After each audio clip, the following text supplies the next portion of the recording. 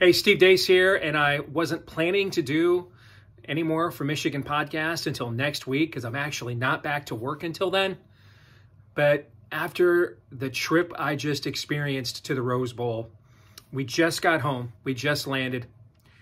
Literally, the first thing I'm doing here is heading down to the man cave to cut this video and just share with all y'all what it was like being there, the experience. Let me just say first and foremost right now that as much as I love that cathedral over my shoulder right here, there is nothing like the Rose Bowl. I mean, it is the perfect combination of glitz, glamour, and tradition. It's really old California, where California would take the things that, you know, we loved about Americana and just add glitz and glamour to them to make it even better. And that's really what the Rose Bowl is. Had a chance to get a private tour of the stadium and the luxury suites and the bowels of the stadium, and to get on the field. And maybe some of you saw some of those videos and pictures that we put up on Twitter at Michigan Podcast. And I mean, the setting itself, the Arroyo Seco, the San Gabriel Mountains, the pageantry, the term iconic, I maybe use that more just in common language this weekend than I have my entire life. I mean, it's just Alabama out there wearing the crimson that kind of matches the Rose Bowl motif. Michigan, of course, a fixture, having played in over 20 of these. And I mean, it was just, the field was perfect. The weather was perfect. I mean, it's a grand stage, man. I mean, it's incredible. And even if we had lost the game, this would have been an incredible trip, once in a lifetime, bucket list thing. Make sure you do it. So if you're watching right now and you have any opportunity to ever go there for the Rose Bowl itself, man, they know how to do it right. First class all the way. I would highly recommend it as a bucket list item. But that brings us to the game itself. And the game itself took a once in a lifetime trip and made it generational. Long after I'm gone from this earth, my grandchildren and great-grandchildren are going to be hearing stories from my son about this trip. It was absolutely incredible, and the game was incredible. And I got to give a hat tip out to my son Noah, because I was pretty dejected, you know, and I don't want to let... you know, I don't want to get to a point as a fan where going 13-1 is disappointing. Then at that point, you might as well just consider self-harm. What are we even doing here? You know, if 13-1's not good, then what are we even doing here, right? You know, and I was going to eject, man. I'm like, I've seen this Rose Bowl so many times. We're out here after a long layoff making uncharacteristic mistakes. We had maybe the best special teams unit in America this year, and it just had a systemic meltdown all game long, from the very first muffed punt by Samaj Morgan to Tommy Doman with his worst punting day of the year. It was just a bad snaps. You're like, what? You know, this is, why do we do this in this game? Why does this long layoff seem to impact us more than the other team every time, right? Making mistakes out here we haven't made all season long. I've watched this with Bo. I watched it with Mo. I watched it with Lloyd. I watched it with Jim, you know, and I'm about to eject, because the one thing that isn't simple is getting in and out of that stadium in a very wealthy residential area with narrow roads and 100,000 people trying to get in and out. So I'm like, let's beat the traffic, you know. And my son, he's more of a man than me. He's like, no, we got to stick this out, Pops. We got to see it to the end. And you know what? I listened. I listened to Young Buck. And he was right. Because what transpired the next 20 minutes of real time, I'm not even sure how I'll do another sporting event live. How could anything top what I just experienced, what I just lived through? How could you possibly top that? I mean, the exhilaration of that final drive. We're sitting not very far from where Michigan goes for it on 4th and 2 from their own 31. And this is the game right here. And a brilliant play call and design by Sharon Moore and Jim Harbaugh. Blake Corum wide open in the flat. And then kind of the legend of J.J. McCarthy is born after that. The running play, and I was sitting in the stands screaming. No one, of course, in the sidelines can hear me, but run the quarterback all game long. I was screaming it. They finally do it again. J.J. gets a big play. J.J. throws a ball so hard that even through a deflection, it gets into the secondary for a terrific catch by Roman Wilson, who had just committed a terrible block in the back a couple of plays earlier, and then connects for the touchdown there. And Michigan, and we all hold our breaths, Michigan makes the extra point, and now the defense has to make another stop, and it does. And then we just wait for Alabama to punt, and I am literally sitting just a few yards from where Jake Thaw, for reasons only Allah knows, decides to try and catch a punt cold off the bench at the 5. And I mean, it was just like, we're going to Colorado 94 this. We're going to Michigan State. Trouble with the snap. We're going to do this again right here on the granddaddy of them all, the biggest stage of them all. Thankfully, that young man, though, rectified his mistake. And you don't really know how much bigger those Alabama players were than walk-on Jake Thaw, unless you were sitting right there like we were.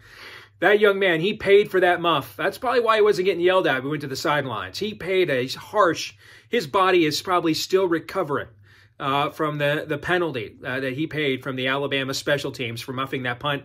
And then credit to him for jumping on it and correcting his mistake.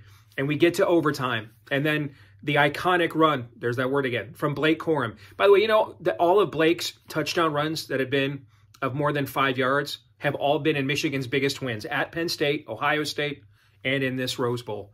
Rumbling, bumbling, stumbling. And by the way, go back and watch that play. 2 guys make the blocks that spring Blake on that play. One, he's been doing it all year. Max Bredesen is a dude, okay? Max Bredesen is a guy, if you're in a dark alley, man, and you're cornered, call Max Bredesen, okay? But the other guy, did you see who it was? Carson Barnhart, a man who has had his troubles at tackle down the stretch, and when you struggle at tackle, you're out there on an island, the whole stadium sees. He's the guy that gets out as the guard to the second level and springs Blake now so that he can now Earl Campbell his way into the end zone for the winning touchdown in the Rose Bowl. And credit to Carson Barnhart for overcoming those struggles to make one of the biggest blocks of the entire season of his career. Just emblematic of this team. I mean, if we just sat here and talked about all the key contributions that led to Michigan's first Rose Bowl win since 1998, I mean, this would be a lot longer video. But that's the thing. That's what this program is. When Jim Harbaugh, when Jimmy said earlier this year before the Ohio State game, if you remember, he was suspended still. And his pregame, his last speech to the team the night before, is he reiterated Bo Schembechler's famous the team speech. And then he looked at this team and he said, "You are that team." And that played out in this game. So many guys made big plays. I was just sitting on Twitter this morning getting ready for my flight to take off. And I saw a guy breaking down film of Alabama's drive to try to run the clock out. And you see Keon Sabb, who's on an island, has to come from distance about 15 yards to tackle an Alabama player in space in the flat. And if he doesn't, that guy's maybe running all the way to Arcadia. Okay, that's ball game. I mean, he's the only thing standing between that guy and an L. And he comes in, all the pressure in the world, man. A guy whose name we haven't called in weeks, Keon Sabb, comes in and just tags his guy. The clips you see of Michigan's offensive line just moving, an Alabama defensive front where probably every one of those guys is going to be in an NFL training camp. Josiah Stewart from Coastal Carolina on the pivotal play that won the game in overtime, just completely destroying some 5-star prospect on the Alabama offensive line. I mean, this is a team whose sum is greater than its parts. And don't get me wrong, it's a very talented team. But there's a lot of guys on this team playing above their recruiting profiles. And if you were there and you saw these teams on the field, I haven't had a chance to watch the game yet. I'm looking forward to it. I'm probably going to watch this one a couple of times. All right. But if you haven't seen it yet, you were on the field, I should say, I can tell you from the field view, Alabama, according to the team talent composite, most talented team in the country. I couldn't see a difference. And our size and speed defensively absolutely looked every bit as menacing and ominous as theirs. Couldn't tell a difference. We physically looked like we belonged on the same field with them.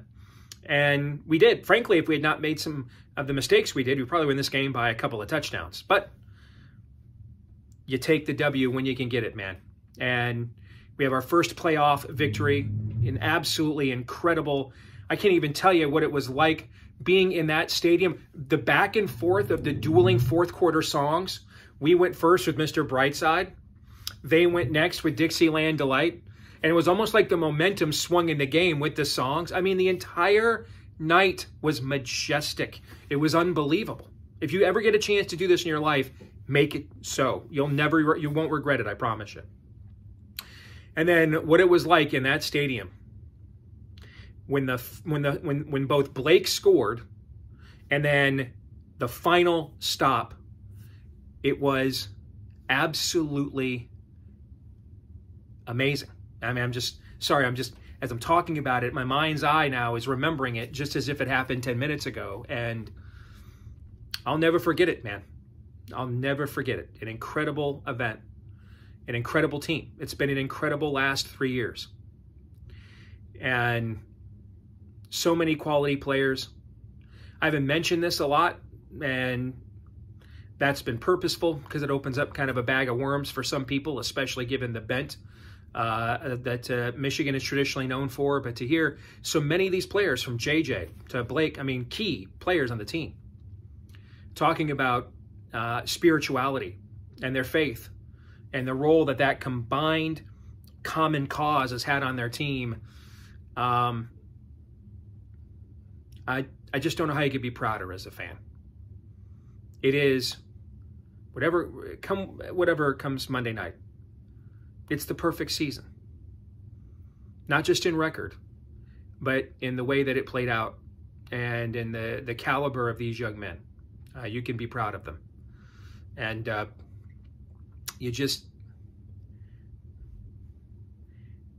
it was amazing. I'm not even sure I get paid to talk for a living. I don't know that I can do adequate justice for what it was like inside of that stadium. Hopefully some of the pictures and videos we took and shared in real time on our Twitter account at Michigan Podcast can do it justice for you.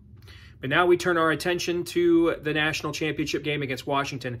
And, you know, I was in Ann Arbor for the Purdue game, and I had dinner with a couple of my Michigan contacts, my Michigan little birdies. And they were asking me, so, hey, man, you watch a ton of college football. What's the one team you think could stop this team from winning the national championship? And the team I told them was Washington, because I was worried about those three receivers. Everybody, someone's open. These three guys are too good. Someone's always open. It's just a matter of, can you put enough pressure on the quarterback so he doesn't see it or can't deliver the ball? This is very reminiscent of the Ohio State team that they were supposed to have in 2021 with Jackson Smith and Jigba, Emeka Egbuka, and Marvin Harrison Jr. But remember, Jackson Smith and Jigba was injured much of that year with a hamstring that somehow didn't heal for 14 weeks. All three of these guys, all pros, Polk, McMillan, and Odunze, who is right up there with Marvin Harrison Jr. He's going to be a top 10 pick in the NFL draft, I believe, as well. Michael Penix, a C.J. Stroud-like quarterback. Excellent arm talent. And it's kind of full circle for Michigan. You know, the first sign that things were maybe hitting rock bottom in 2020, the loss to Michigan State, maybe it's a fluke, in-state game. We've lost to them and been upset by them before. But you were supposed to have the bounce back the next week to Indiana, and Michael Penix just threw all over us. And Joe Milton basically threw up. And that was the sign of, uh-oh, this is going to be like Carl Lewis trying to sing the national anthem. This is not going to go well. And it didn't. Well, now we come full circle, and in a couple different ways. One, to win the national championship, Michigan has to go through Michael Penix again. A more experienced Michael Penix with even better weapons around him. Number two, full circle as well, in that the last time Michigan won a national championship had to beat a school from the state of Washington. Washington State and Ryan Leaf to do it, and now it has to beat the University of Washington to do it. I think that this is going to require 30-plus points to win. I think we could play an excellent defensive game, and they still score 27 points. In fact, that's what I am predicting. I think that we will be able to control the line of scrimmage with our offensive line against their defensive front. I think Blake Corum will have a big game running the football. Would not shock me. Especially if we strategically run JJ a few times so that they have to respect it. I could see Blake having his best rushing performance of the season, and we use that to try to keep that offense off the field and limit its opportunities as much as possible. And much like Stroud, he can run, but Penix prefers not to. The one thing that I like about our team compared to Texas is Texas had the great 2 defensive tackles, but not a lot of pressure off the edge. We've got 2 great defensive tackles like Texas, but we can also bring pressure off the edge, and that can collapse pockets. But be careful blitzing, because dude just throws those arm punts up there, and these receivers, particularly Odunze, goes up and gets it with those 50-50 balls. So I think it just kind of feels as if Michigan might be a team of destiny, that this is the Wolverines' year. So I think Michigan will win the national championship, but I think we'll be biting our nails again throughout much of it.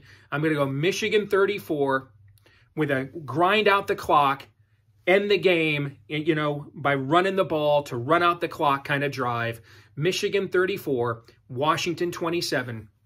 And I think we do win the national championship. And then we'll have a lot to talk about with I think a fairly tumultuous offseason after the fact, but don't be in a hurry to get there. Enjoy this, revel in it. This doesn't come around very often. Seasons like this don't come around like this very often. Enjoy it. And make sure to bask in it, because we may never get a chance to experience anything like this ever again in our lifetimes as Michigan fans. Don't take it for granted. I'm Steve Dace. Go Blue.